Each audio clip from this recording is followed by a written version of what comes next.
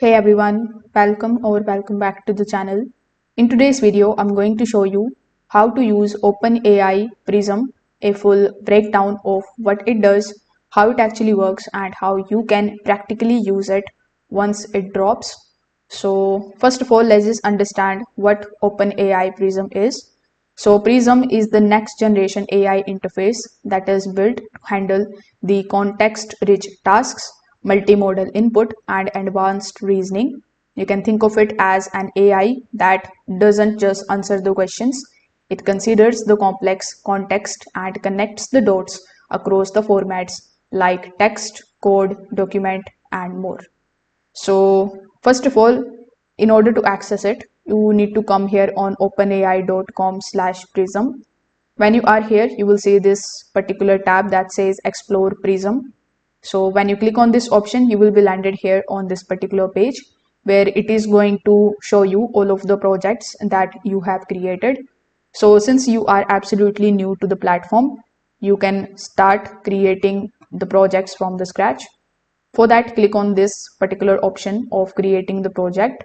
Then it is going to take some time and redirect you here on this type of interface. Now over here, you can type anything.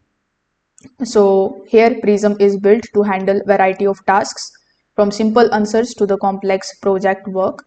So here you can basically start giving it the task, like you can ask it to write something for you.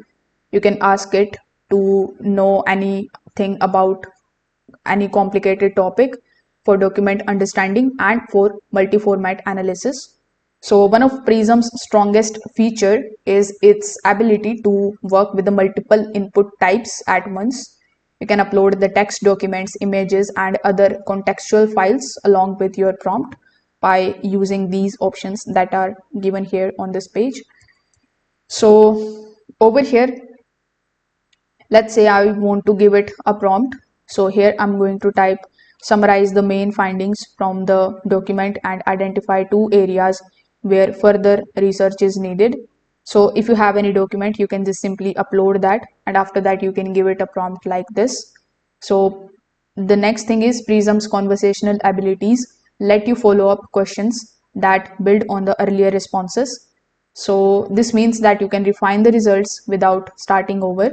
For example, after a summary, you might ask it to compare the 2 key sections and extract the key matrix.